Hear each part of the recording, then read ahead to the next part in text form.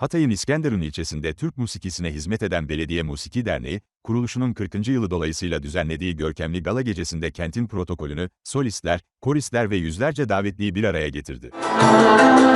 İskenderun Kaymakamı Muhammed Önder, İskenderun Belediye Başkan Yardımcısı Cihan Akyürekoğlu, sanatçılar ve vatandaşların katılımıyla gerçekleşen gece, konserler ve plaket töreniyle unutulmaz bir kültür şölenine dönüştü.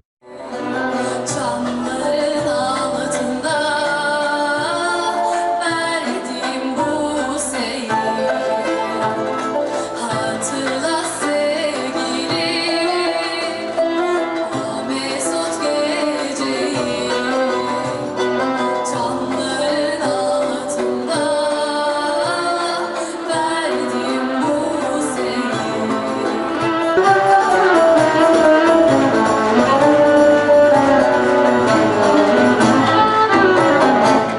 Rüya gibi her hatıra, her yaşantı bana.